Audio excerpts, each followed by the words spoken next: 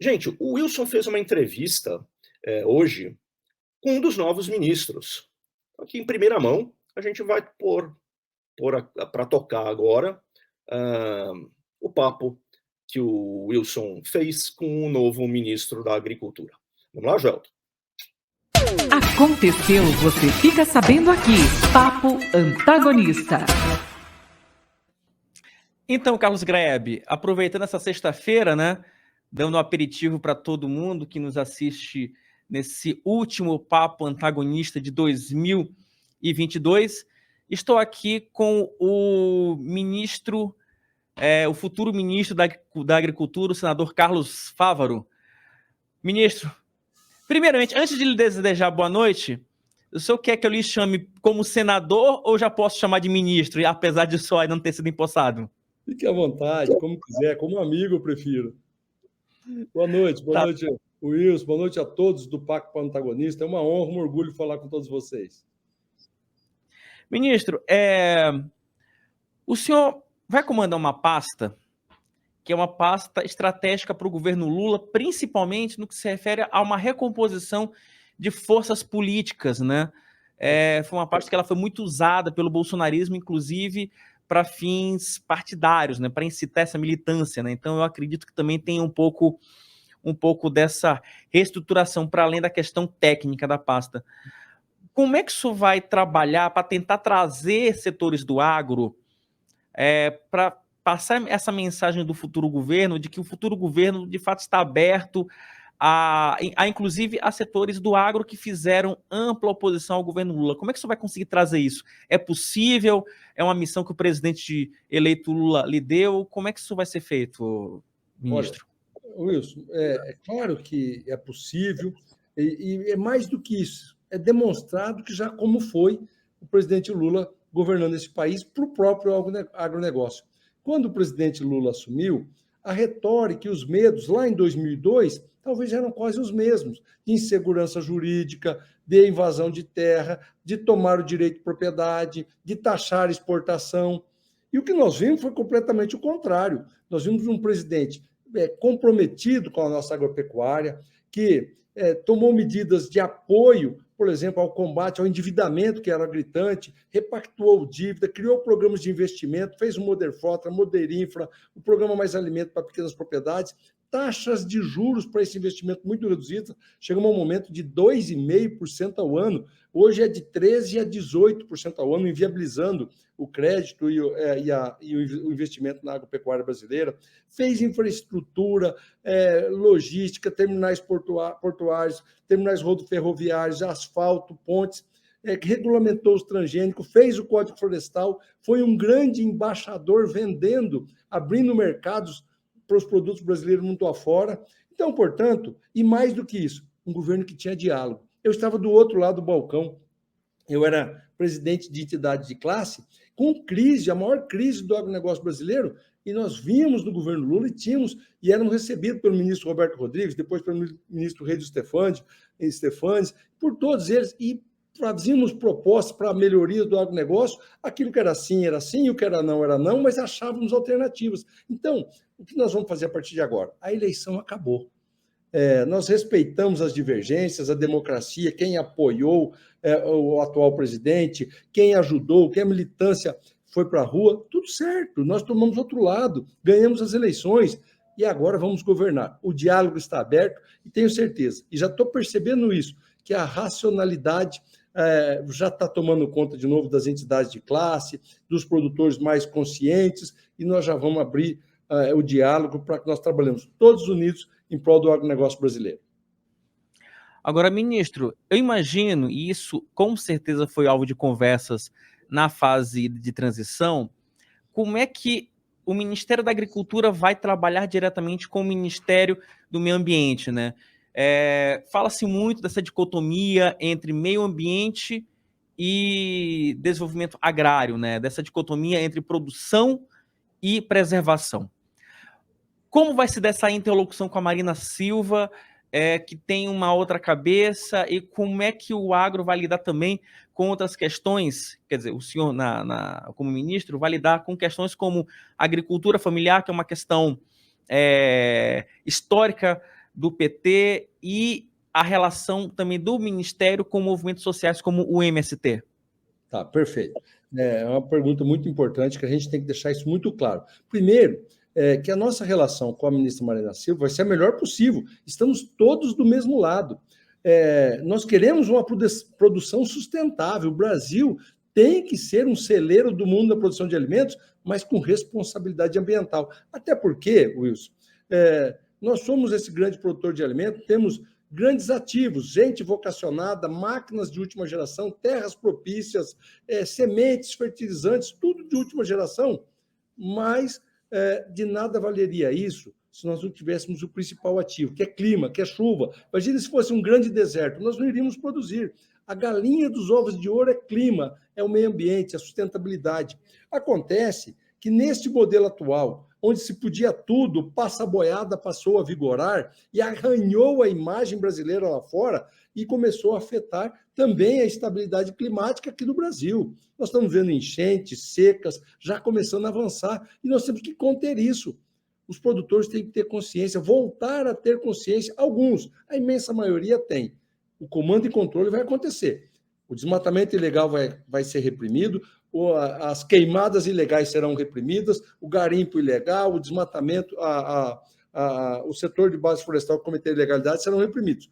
Em contrapartida, nós vamos oferecer políticas públicas da produção sustentável. O BNDES pode e vai cumprir um grande papel de financiamento para a conversão de pastagens de baixa produção, de pastagens degradadas, em produção de agricultura e alimento de alta escala, quer seja em pequenas, médias e grandes propriedades. Podemos acrescentar 40 milhões de hectares de pastagem degradada ao sistema produtivo, financiando calcário, financiando fosfato, financiando potássio, financiando plantio de matéria orgânica para depois vir a produção. Com isso, nós podemos dobrar a produção de alimentos no Brasil nos próximos 20 anos, um crescimento sustentável de pelo menos 5% ao ano de área plantada, dobrar a necessidade de equipamentos, dobrar a necessidade de trabalhadores no campo, dobrar as exportações, dobrar a oferta de alimentos na mesa do brasileiro, acabar com a fome e não ter pressão sobre desmatamento, porque o produtor, vai ter a opção de buscar financiamento para fazer essa conversão, com dinheiro do BNDES, que tem que pagar, é óbvio, mas com juros reduzidos, com longo prazo, ao invés de ter que tirar do seu próprio bolso dinheiro para desmatamento, correr risco de repressão, de embargos, de todas as sanções legais. Por isso, os produtores podem ter certeza, quem quiser fazer o lado bem, assim como a outra parte da sua pergunta, já respondendo, com relação ao direito de propriedade. O presidente Lula sempre deixou muito claro na campanha, as pessoas não queriam ouvir muitas vezes, área invadida, a área produtiva invadida não é passível de reforma agrária, está na lei. E o que tem que acontecer? O judiciário manda fazer a reintegração de posse, o Estado vai lá e faz imediatamente a reintegração de posse. Não tem insegurança jurídica, não vamos tirar o direito à propriedade. Agora, nós temos que entender também o direito de brasileiros e brasileiras vocacionados a produzir alimentos que sonham com um pedaço de chão. Pode ser a reforma agrária feita através de terras públicas ou até de terras privadas, desde que indenize e seja interesse do proprietário vender. E aí nós vamos ter que incentivar. Nós não podemos tirar essa vocação brasileira de homens e mulheres que querem produzir alimentos. Eu sou fruto de um assentamento em reforma agrária. Cheguei em Mato Grosso há quase 40 anos atrás, em Lucas do Rio Verde, quando era só um assentamento de reforma agrária. E hoje é uma bela cidade do agronegócio, da agroindústria brasileira. E assim nós sonhamos para um agro sustentável, para pequenos, médios, grandes, em todos os rincões desse país, passivo, ordeiro, organizado, que preserva o meio ambiente e que produz alimentos de qualidade. Agora, o ministro, ainda quando se fala de política pública, e aí eu não sei se o senhor já teve tempo de formular alguma coisa e também de trazer para a gente algum anúncio. O senhor toma posse na próxima segunda-feira e já vai ter algum anúncio na próxima segunda-feira? Já tem alguma política pública formatada, prontinha, já com o despacho pronto apenas para ser publicado no Diário Oficial, ou a gente ainda vai ter que aguardar até a próxima segunda-feira? Nós vamos gradativamente, como disse a você, não é um ministério que está desorganizado, não é um ministério que está descontrolado a gestão. talvez é uma exceção na esplanada dos ministérios, mas o trabalho feito, como já disse, já só nos últimos agora, por Blairo Maggi, por Tereza Cristina, por Marcos Montes, antes um pouquinho por Cátia Abreu e Neri Geller, já dão um bom encaminhamento. É o rumo que nós vamos estar seguindo, é claro, que aperfeiçoando, modernizando, tendo medidas mais importantes a implementar. Temos algumas questões estruturantes, que nós já vamos estar tomando algumas medidas segunda-feira, mas a nível de Embrapa, de retomadas de investimento, de mudança de rumo no complemento. A Embrapa, hoje, só para você ter uma noção, Wilson, ela está completamente desestruturada. 96,5% do orçamento da Embrapa, que foi de 150 milhões em 2022, para consumo, para custeio, pequenas manutenções e para folha de pagamento. Quer dizer, virou uma empresa de RH, para gerir o RH, a folha de pagamento, e deixou 3,5% para a sua principal função, que é a pesquisa, que é a ciência, que é a inovação tecnológica. Então, nós vamos... E sobre a ótica de que esse investimento poderia e deveria ser feito pela iniciativa privada, que a Embrapa já fez muito com recurso público e não precisava mais pôr recurso público na Embrapa. O que nós consideramos um erro, porque, afinal de contas, o mercado apoia a pesquisa desde que vislumbre lucro. Já o governo tem que ter estratégia. Por exemplo, pesquisar biológicos. São produtos que podem ser produzidos até na própria fazenda para combater as pragas das lavouras, de baixíssimo custo, baixo impacto ambiental.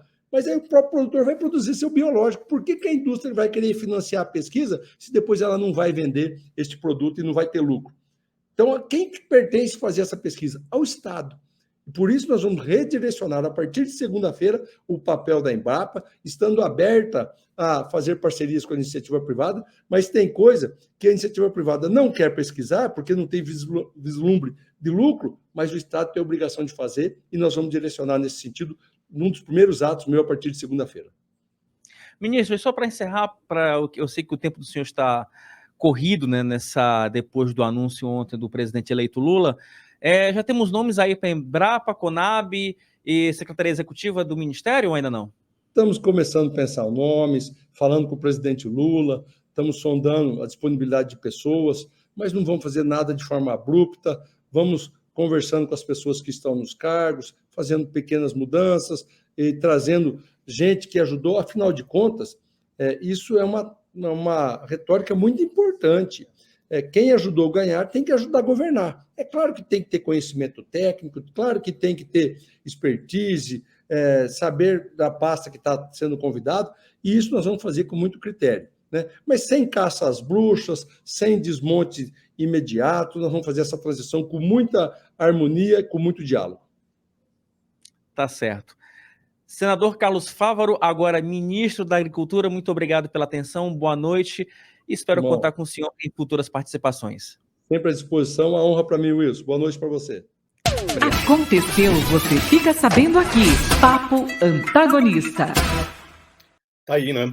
Entrevista quentíssima do Wilson com o senador Carlos Fávaro, agora ministro da Agricultura, um posto importantíssimo, né, no Brasil. Tem uma importância econômica enorme, o PIB do Brasil depende do agro, e passou a ter uma importância política muito grande também, desde que durante o governo Bolsonaro, né?